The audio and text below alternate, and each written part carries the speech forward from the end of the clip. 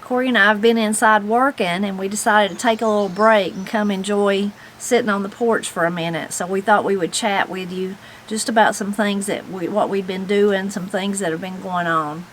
This time of the year we're in garden mode, so we've got most of our garden planted, and I'm so excited. It's so wonderful to have it all planted. There'll be some other things we plant. We try to do some succession kind of planting as the summer goes on, but most of that first big push is totally in the ground, and I'm so happy about it.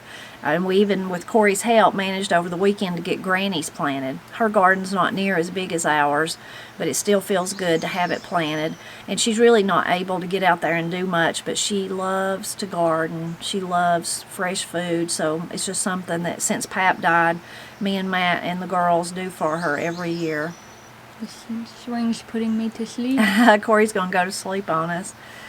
So I'm excited about so many different things in the garden this year, but one of the things I'm really excited about, which is not to eat, I guess we could eat some of them, the ones that are edible, but is flowers. Seems like this year, for the first time, I've got a lot of new flowers. Matt got me 2 lilies, beautiful lilies for Mother's Day.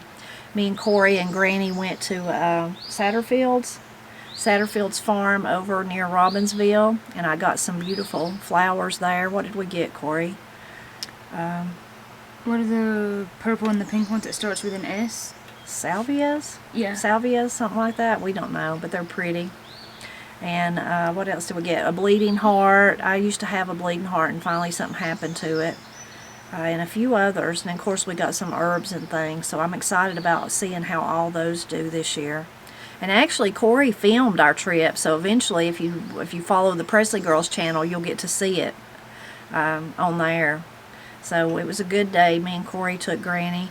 And you may wonder, well, where's Katie? What's going on with Katie? Katie is on a whirlwind tour of the West. So she wasn't with us to go on that trip. She's not with us today. She's been messaging us this morning, though, already. Yesterday, she was digging for rocks in Oregon somewhere. She's living her best life. Yeah. For sure. Anytime you can give her a shovel or a pick and let her dig for rocks, she's in heaven. So she's having a great time. She's sending us pictures of just the beautiful sights that she's seeing. Such a different landscape than here, but so pretty. So while we're missing her, we're really glad, though, that she's having a good time. And again, if you follow the Pressley Girls, you get to see some of the places and some of the things that she's done. She's trying to video as much as she can while she's out there and while she's still enjoying herself. We've told her, concentrate on enjoying yourself. This is like a trip of a lifetime, but I know she's doing some video too. And she sent some pictures that I've been trying to post here and there. Yeah. And along with all the gardening, of course, comes canning videos and that kind of stuff, so I hope that I'll be able to do a lot of those this year. And I'm so proud of Corey. Her and Katie both, of course, they grew up having to help me and Matt in the summers with cannons and putting up stuff from the gardening actually. But when you actually start doing it on your own is when it becomes, then you really get into it. So Corey's almost become semi-obsessed with with canning the few things that she's learned how to can this summer all on her own. Yeah, I made the violet jelly to start with. That was just awesome. The concept of picking just flowers that are basically just weeds out of the yard and being able to make jelly with them was pretty awesome. The color of it was beautiful. Then I've made strawberry jelly. I think I liked that even better than the violet jelly. I like the process better, and then the flavor I think I like a little better as well. And that's just super fun. It's super easy, and it's amazing to be able to go and buy strawberries or buy some kind of fruit. I wish we could have like a fruit orchard here to grow, but that's been awesome. I've just loved that, and I'm looking at some local farms and trying to figure out could I get some grapes and some blackberries so I could can those as well. Yeah. It's really amazing. Gives you such a good feeling when you especially like harvesting the violets, but even the strawberries, even if you have to buy them, but actually putting them in, doing the whole process, and then you've got all those jars of jelly, so the next time you want to have, jelly sandwiches, biscuits, however how you eat your jelly, there they are, and you created it. It's just a good feeling, isn't it? It's super good. And economical, frugal. Mm-hmm. when you consider what jelly costs today, if you buy high quality jelly compared to just buying the strawberries and the sugar and maybe even the Sure. pectin and then making that many jars all at once. Sure, and then the sugar, even if you buy it in a couple pounds, you can use it for other stuff. Yeah, right. So. You can use it for multiple things. And I'm going to have a video about strawberry jelly, so if you follow us on our channel, be on the lookout for that. Yeah, you can see that one too. So what else what has been going on? The garden's kind of been consuming all of our time. And I've been doing some gardening, not as much, but at my house, and there will be a video coming for that at some point. I did do a video about setting up a green stalk, but that's been really fun, been keeping me busy too. Yeah, Corey's got a lot of exciting things going on at her new house, kind of settling in, and they don't really have a good place to garden, but she's making do with what she's got, Trying which is anyway. what you can do. You know, I know a lot of people only do container gardening because they don't have room. Corey has a little bit of room, but it's all pretty steep, so it's hard to kind of manage. Whoever lived there before, though, did plant a few things. So she's got some blueberry bushes and some mint, some blackberries, some flowers. Me and her found the other day some pretty flowers that have reseeded themselves, cosmos, and seems like we've seen a few others. Some daisies. So there's a few things, but being able to grow, whether even if it's in containers, is really, really rewarding. And especially with grow bags. Whoever invented grow bags, that's really awesome. Those are just all great to grow in. Yeah, and they seem so, even though they're just fabric or canvas or whatever they're made out of, I know, like I've used flower pots a lot, like old plastic ones. The terracotta ones are real nice too, but sometimes even those can break. But after a few years of using like a plastic one, a lot of times, probably if you bought more expensive ones, this might not happen, but with the cheap ones, the sun just literally makes them so brittle they break apart. Yeah, so the bags seem pretty sturdy compared to that. Yeah. So we kind of shared what Katie was doing and what we were doing. So Granny, you might be wondering about her. She's all excited that we got that garden planted. And she had already, last week or the week before, me and her made some little containers outside her front door so that she has a ramp that Matt built for Pap when he broke his hip. And she has some little containers sitting there, and then she lets beans grow up the handrail on the ramp. So we got those planted. We planted some little containers of peas, and she planted some flowers. So she's trying to get out and about as much as she can. She's been doing some raking, which is Worrisome. Yeah, but she loves to be outside, and she's been doing a whole lot of sitting on the porch, just enjoying the warm weather where she can be out in the sunshine. And Matt's just working as usual, working hard. Seems like the county's been doing a lot of huge jobs lately, so he's had a full plate at work to where he's just really wore out when he does get home. And then he's got the garden and all that to do, but he's making it pretty good. He did get a new bow that he's excited about. He got a new bow. He's very excited about that. So he even got a new, well, it's not a tree stand, it's a saddle. Yeah, saddle. Interesting. To me, it looks scarier than a tree stand, but he says it's safer. So maybe we'll get him to show that on a video if he will, once he gets it all figured out of how he's going to use it. He's hunted out of tree stands, though, for his whole life, basically. And so he's used to being, and he's not afraid of heights. I'm afraid of heights. I could never do that, but he's not. Yeah, I don't like heights. He's not afraid of getting high up in the trees anyway, but he says the saddle will be safer. So maybe we'll get him to show that. It looks scarier to me. Looks like you're just sitting up there in like a swing or something. Yeah, basically that's what it is. But I guess you're constantly tied to the tree, whereas when you're climbing, you're not always. Not once you get up, in. and then you can harness in. So anyway, he's already thinking about next hunting season, already dreaming about that. He didn't get to go turkey hunting this spring like usual. It just never worked out for him. He had too much other stuff going on. But Austin's been hunting quite a bit. Yeah, he got to go hunting a lot this turkey season with his dad, and it sounds like they had a lot of close calls and almost got a turkey, but there was just several things that got in the way. One of those things was some paragliders. There was like 20 paragliders paragliding through the sky and I guess into the field, so that didn't work. But he had a good time anyway, and he's got this new kayak, and he's getting kind of all this fishing gear and getting into fishing, so he's enjoying that. staying really busy at work, and even got the opportunity recently at work to go on like a promotional trip in August. So that's really, really nice too. Yeah. It's funny, Matt, when Austin told us about the paragliders, Matt said, "Oh, that sounds like he's having my kind of luck."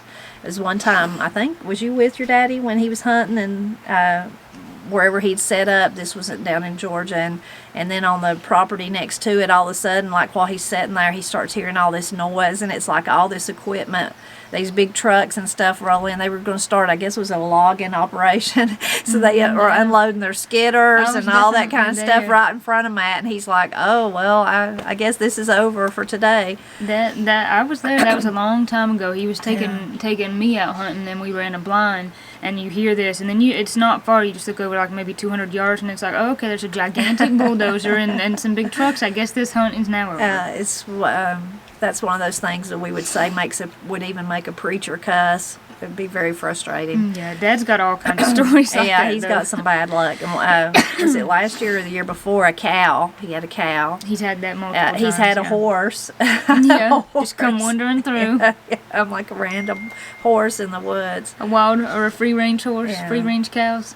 Anyway, one other bit of exciting news is that I have almost, I think, finalized a logo for the Celebrating Appalachia. I've had a logo for years for Blind Pig and the Acorn, but a lot of people have asked me about t-shirts and hats and different things like that. Well, you kind of need a logo to put on it, so I'm in the final stages of that. So that's something that you can be on the lookout for. Maybe more information when I get all those details worked out. I'll be offering some t-shirts and maybe some hats, maybe some different things. I'd really love to have shirts with some of we're so crazy about language, some of our words on them. I think that would be neat. I don't know. I'd have to think about which ones would be appropriate. If you can think of some, I mean, not appropriate, I don't mean it like just the best bad. Which ones would be the best ones to use that people would actually want to buy. So if you can think of an Appalachian word you think would be great to see on a t-shirt, please leave a comment and tell us about it. So me and Corey's going to have to get back to work, but I wanted to share a book with you. We are huge readers. We all love to read. I got my great love of reading, I guess, from Pap. He was always reading a book. Now, Granny says she read when she was young, and then somehow she just started crocheting, so she crochets instead of reading. But from the point when I was in probably 5th grade, I just become this voracious reader. I would check out, the school's no longer there, it burnt down that I went to school in, March Creek School. I can still remember where my favorite books was in that small library. That's so sweet. I love to read, and I would just check them out by the armfuls and read them and take them back, even at that young. It's like an addiction almost. If I couldn't find something to read, I'd read the cereal box. I just love to read. And Matt likes to read too. He's a reader. Miss Cindy's a reader. And Corey loves to read. Katie reads. She goes through spells where she'll read a lot and then she won't read at all. But me and Corey both just continuously read one book after the other. So I read a lot of books about Appalachia, but I also love fiction. I like some nonfiction, but mostly I'm a big fiction reader. I just like a good story. And they don't have to be about Appalachia. You know, they can be about anywhere, but I do read a lot about Appalachia. But recently, I read a really good book. I want to share it with you that just happens to be actually about Appalachia, and I'd never heard of it. And so Granny has this friend, and I can't think of her name at the moment, but her last name is Sproles, Sproles. And so Granny met her years ago when she was growing up. Granny's family was like a lot of families, large families, where Granny was the third from the youngest. But there was 11 children, 9 of which lived to adulthood. So some of those older siblings, by the time Granny come along, they already had kids. You know, they were already married and gone. Well, one of her sisters, Dorothy, she moved to Gastonia. That's where she lived with her husband and her boys. And in the summers, Granny would go and stay. She would come and she'd get Granny, her little sister, and she'd take her back home with her, and she'd stay the summer, and she would help babysit, and they had a store. She'd help out in it, just do whatever. And so while she was there, she met this friend, the Sproles lady. At that time, I don't think she was a Sproles. I think Sproles is her married name. I might be wrong about that. But anyway, she met her. She lived across the street. So every summer, her and Granny would, get to see each other, and they just stayed lifelong friends. They don't get to see each other now. They hadn't in years and years, but they talk on the phone. They would call each other and talk on the phone. So Granny was just looking in one of her books, maybe even was one of her. You getting sleepy? I am. I'm sorry. I'm so sorry. I was trying so hard not to yawn. That's all right. You can't help but get sleepy sitting out on the porch. But anyway, so Granny was flipping through some kind of catalog or something that she had, and she seen this book, and she noticed. Only reason she noticed it was because of that name, and so she, Granny, she's thinking, well, I bet that this lady's related to my friend, and I better get that book and read it. So, of course, she called her friend and told her about it, and she said she'd never heard of the book, never heard of the woman. But Granny read it. It was funny. It's one day a week I'd go stay with Granny, and so it was one day when I was down there, and I kept talking to her, and I noticed she's reading, and finally I was like, what are you doing? And she's like, well, I sit down and I'm going to read this whole book today, and then I'm going to send it home with you so you can read it. And I was like, well, okay, but why do you have to be in such a big hurry? She said, well, I want you to read it, so then I'm going to send it to my friend because she can't find one, and I want her to see that it's, the same last name. Anyway, so I said, okay. So she sent it home with me, and I thought, well, I said, I can't read it till I finish the book I was reading. So I finished the one I was reading.